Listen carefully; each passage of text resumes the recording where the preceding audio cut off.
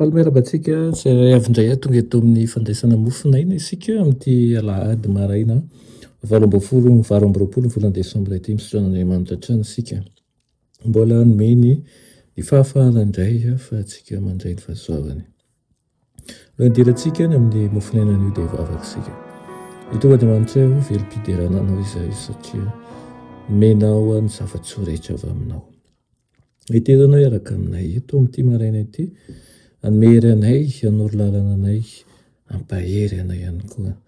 Meteza ianao amangy nisy tokantrano tsirairay avy izay miaino izao fandaharana izao. Aminaran'i Jesosy, amen. Lohateny mofinainantsika androany dia manao fibebahana amin'ny andro fanavotana.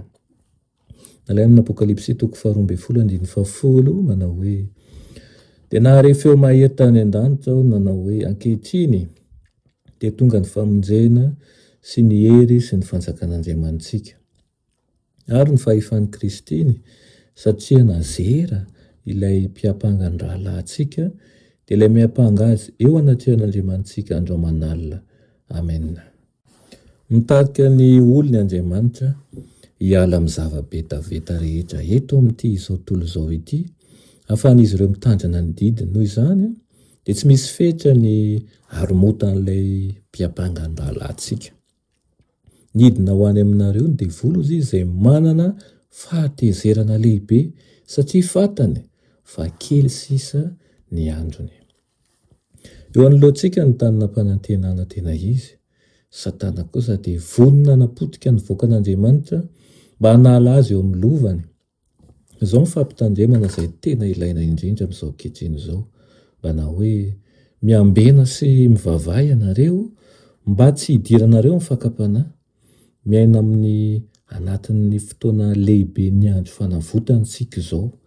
Izay rehetra manana ny anarany voasoratra amin'ny bokin'ny fiainana dia ahalala fa ao anatin'ny fotoana andro fohy andanjana ny ambiny izany dia ampahory ny fanahany eo anatrehan'Andriamanitra amin'ny alahelo noho ny ota ho fibebahana marina tokoa.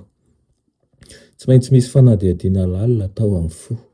Tsy maintsy esorina ny tsy firayan'ny fanahy sy ny vosibositra rehetra ny ainan'ny Kristianina. Hisy ady maty eo anoloanan'izay miezaka andresin'ny fironana ratsy ho amin'ny fihezahantena. Asan'ny tsirairay ny fiomanana, tsy vonjena faobe izany ny fahadosoana sy ny fanoloran-tena nisam-batan'olona dia tsy afaka hisolo ny toetra tsara any amin'ny hafa.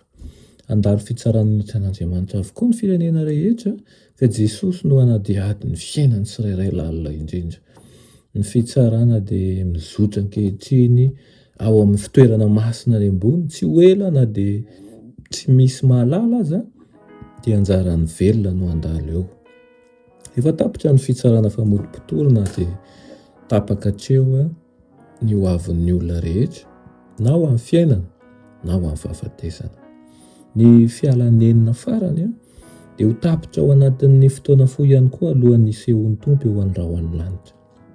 I Kristy eo amin'ny Apokalipsia mibanjina an'izany ora izany dia manao fanambarana manao hoe indro hafainganao ary eto amiko ny famaliako mba hamaliko ny olona rehetra araka ny asany. Ka ny fanontaniana mipetraka dia ovy ianao vonona ny amin'izany fiavian'i Kristy tsy ho ela any amin'ny raholanitra izany. Vavaka isika. Mitomban'Andriamanitra eo misaotra anao izay amin'izany teninao izany. Ampio izahay tsy hatory, tsy ho variana ihany koa fa ho vonona mandrakariva ny amin'ny zavatra rehetra ary ahatsiaro fa ny devoly dia mierina ary mitady izay ho harapany tokoa. Aminaran'i Jesosy, amen.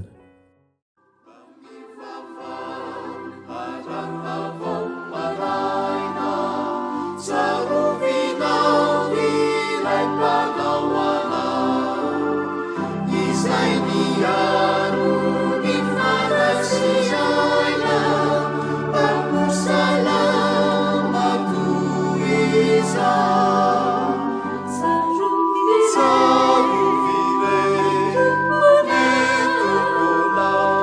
miaro